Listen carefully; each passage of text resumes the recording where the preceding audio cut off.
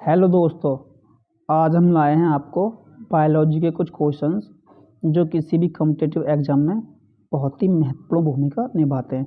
आज हम सबसे पहले लेकर के चलते हैं हम अपने हार्ट के बारे में कि हार्ट कैसे कैसे प्रोग्राम करता है, कैसे कैसे चलता है, कौन कौन से पार्ट होते हैं, कौन कौन सी वेन और सिराएँ होती हैं। तो सबसे पहले हम एक ड्रॉ करेंगे कैसे में हार्ट का, इसके अंदर ड्रॉ करेंगे एक हार्ट का हम चित्र, जैसा कि हम पे हल्का सा बनाना आता है छोटा मोटा आर्ट के टाइप में। बाकी हम बड़े आर्टिस्ट नहीं हैं। जैसे कि हमने एक हार्ट बनाया, हमारे हार्ट में क्या होते हैं, 4 चैम्बर होते हैं। क्या होते हैं? 4 चैम्बर होते हैं।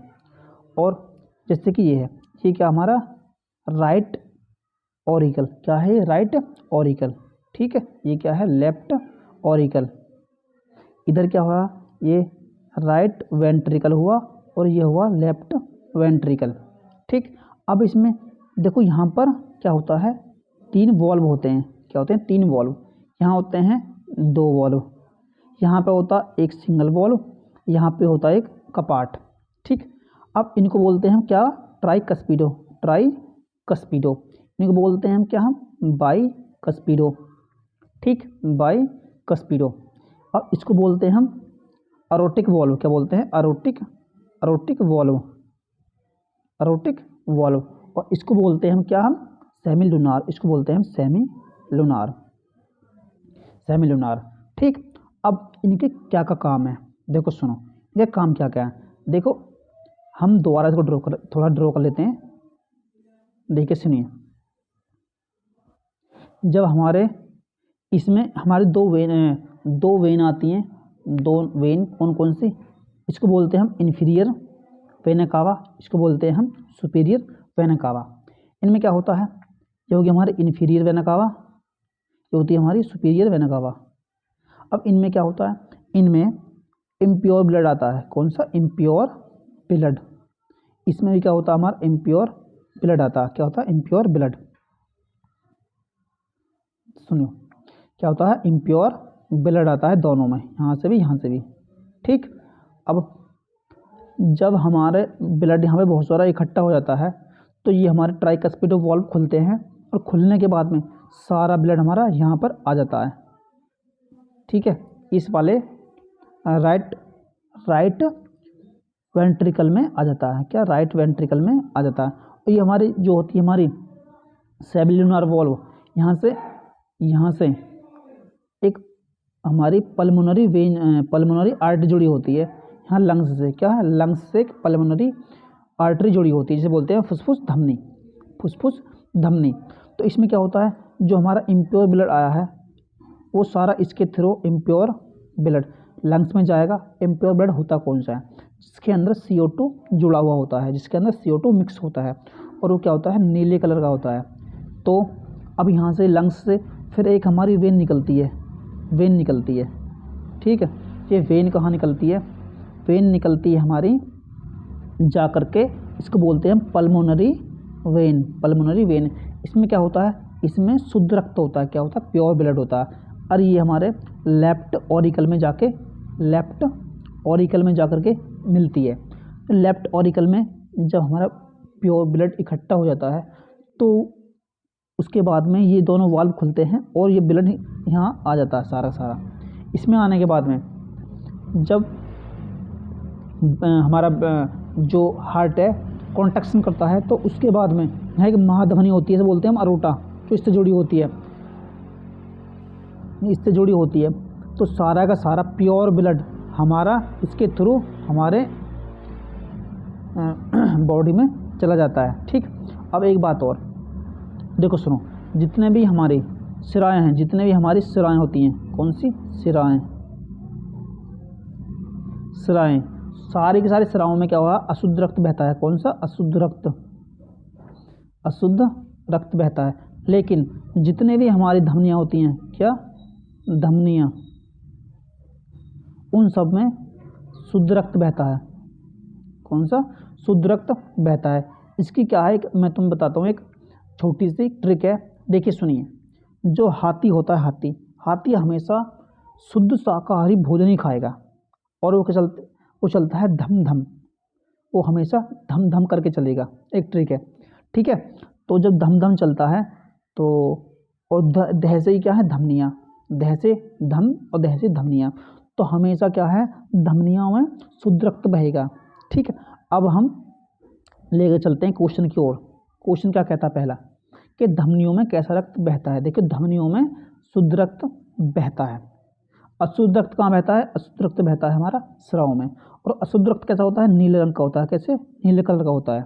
ठीक, पीले रंग का कोई हमारा रक्त नहीं होता। ओके, अब चलते हैं हम अगले क्वेश्चन पर। अगला क्वेश्चन क्या कहता है दोस्तों, स्राव में कैसा रक्त बहता है। देखो मैंने अभी बताया था कि स्राव में अशुद्ध रक्त बहता है। कैसा, अशुद्ध रक्त बहता है।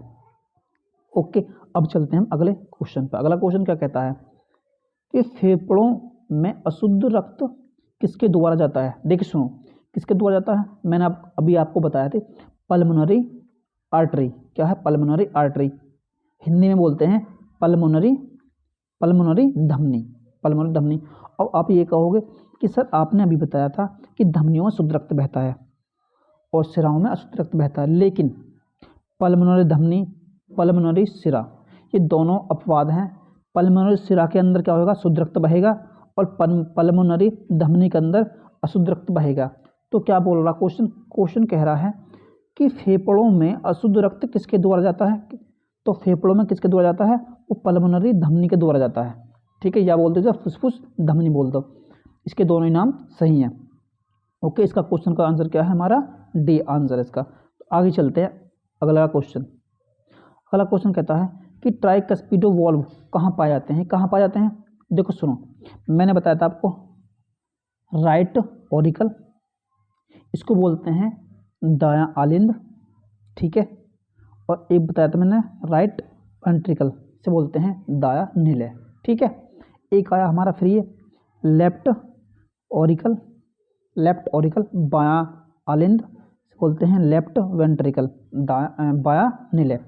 तो क्या ट्राइकस्पिडो वॉल्व कहाँ पाए बताए थे मैंने, देखो सुनो, मैंने कहाँ बताए थे, देखिए सुनो, मैंने आपको यहाँ बताए थे, यहाँ पर करके। ठीक है, 3 वॉल्व बताए थे। तो ये कहाँ आके लगा, ये लगा हम आकर के राइट ऑरिकल में। कहाँ, राइट ऑरिकल में। तो इसका आंसर क्या हुआ, इसका आंसर हुआ कि दायां आलिंद, दायां आलिंद। ट्राइकस्पिडो वॉल्व कहाँ पाए जाते हैं, कहाँ पाए जाते हैं, दाएं आलिंद में। ठीक है, अब चलते हैं अगले क्वेश्चन पर। ठीक, तो यूनिवर्स में सबसे बड़ा हार्ट किसका होता है मेरे दोस्तों, यूनिवर्स में सबसे बड़ा हार्ट ब्लू व्हेल का होता है। क्या, ब्लू व्हेल का होता है। कितने होता है, ये होता है 350 से 450 किलो का, 450 kg का। ठीक, याद रखना। ओके, अगले क्वेश्चन पर चलते हैं। कौन सी धमनी अशुद्ध रक्त बहाती है। देखो सुनो, फिर क्वेश्चन आएगा कि कौन सी धमनी अशुद्ध रक्त बहाती है। अभी बताया था मैंने आपको, फुसफुस धमनी, इसी को बोलते हैं हम पल्मोनरी आर्टरी, उसमें अशुद्ध रक्त बहता है। इसको भूलना मत, ये बहुत ज़्यादा क्वेश्चन आता है। ठीक है, अब चलते हैं हम आगे नेक्स्ट क्वेश्चन पर। नेक्स्ट क्वेश्चन क्या कहता है, बाइकस्पिडो कहाँ पाए जाते हैं, मतलब बाइकस्पिडो वॉल्व कहाँ पाए जाते हैं। ठीक है, इसमें वॉल्व हम मिस हो गया है, लेकिन इसका सही क्या है, बाइकस्पिडो वॉल्व कहाँ पाए जाते हैं। देखो मैंने अभी आपको बताया थी, बाइकस्पिडो वॉल्व कहाँ पाए जाते हैं, बाएं आलिंद में। कहाँ, बाएं आलिंद में। देखो सुनो, मैं आपको फिर दोबारा स्ट्रक्चर बना करके बताता हूँ। देखो मैंने यहाँ पर बताए थे ट्राइकस्पिडो और यहाँ बताए थे बाइकस्पिडो। ये क्या हो रहा है, ये हमारा लेफ्ट क्या है, ये लेफ्ट ऑरिकल। क्या है, लेफ्ट ऑरिकल। तो इसमें क्या है, बायां आलिंद में पाए जाते हैं। कहाँ, बाएं आलिंद में। इसका आंसर क्या है, ए। अगला क्वेश्चन पे चलते हैं। अगला क्वेश्चन क्या कहता है, मानव का रक्त परिसंचरण किस तरह का होता है। देखो 2 तरह के परिसंचरण होते हैं, एकल परिसंचरण, डबल परिसंचरण और हाफ परिसंचरण। तो मानव के अंदर क्या होता है, डबल परिसंचरण होता है, डबल परिसंचरण। डबल कैसे हुआ, देखो सुनो, जैसे कि हमारा हार्ट है, हार्ट में यहाँ से हमारा खून आया, यहाँ से गया, फिर हमारा फेफड़ों में गया, यहाँ फेफड़ों में जा करके फिर हमारा ब्लड यहाँ गया।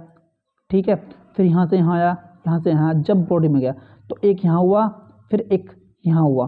तो हमारा क्या है, 2 तरीके से ना, दूसरा हुआ हमारा लंग्स के अंदर। तो 2 तरह से परिसंचरण होता है। ठीक है, लेकिन मछलियों के अंदर क्या होता है, एकल परिसंचरण होता है मछलियों के अंदर। ठीक, अब चलते हैं अगले क्वेश्चन पर। तो इसका जो आंसर है वो क्या, हमारा बी इसका आंसर है कि मानव का रक्त परिसंचरण किस तरह का होता है, डबल परिसंचरण होता है। अगले क्वेश्चन पर चलते हैं। देखो सुनो, तुरंत वही क्वेश्चन आ गया कि मछलियों में कैसा परिसंचरण होता है। इनमें होता है एकल परिसंचरण होता है मछलियों में। ठीक, अब चलते हैं आगे नेक्स्ट क्वेश्चन पर।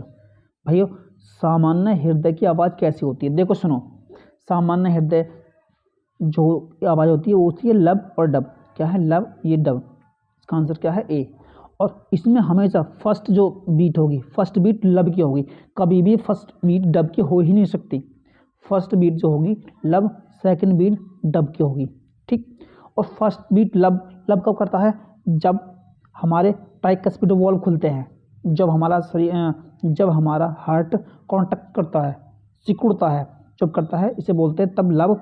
और जब फैलता है, जब हमारा रिलैक्स होता है, फैलता है, तो उस समय क्या होता है? डब की आवाज़ आती है।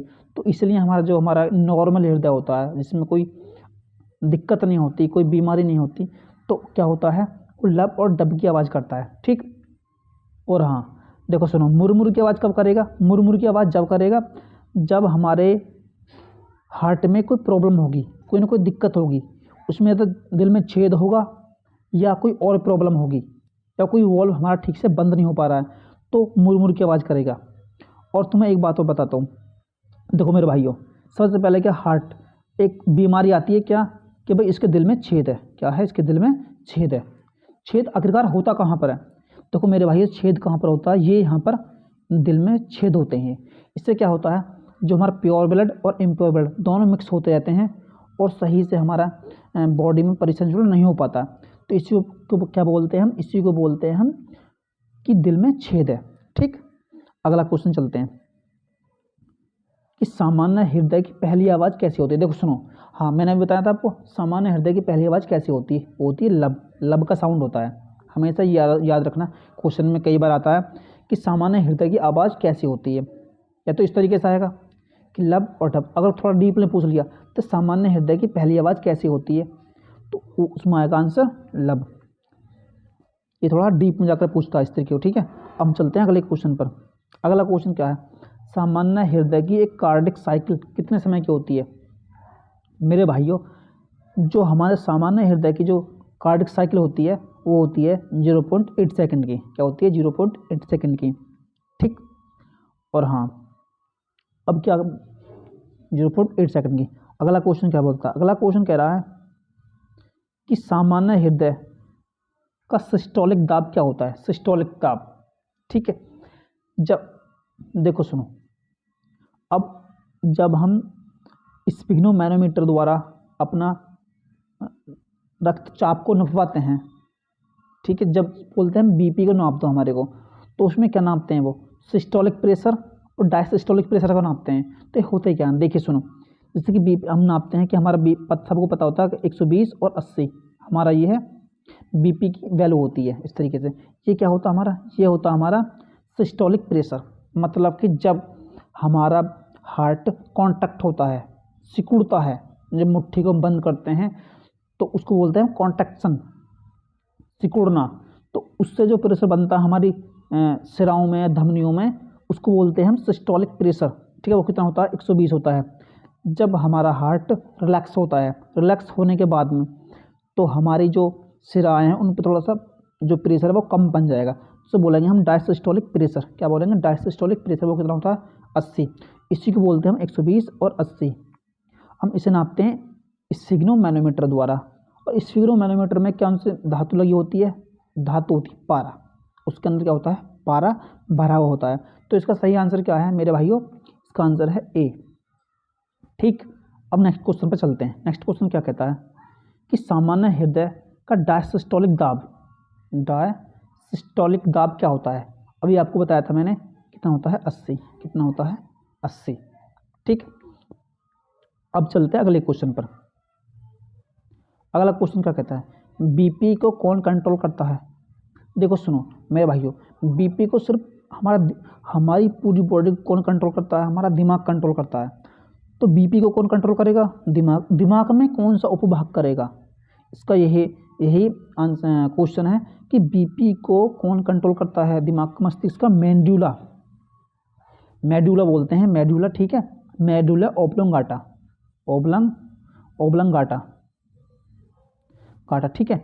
इसका आंसर क्या है हमारा ए।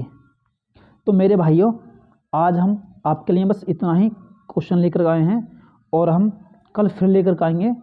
तब तक के लिए नमस्कार, जय हिंद, थैंक यू।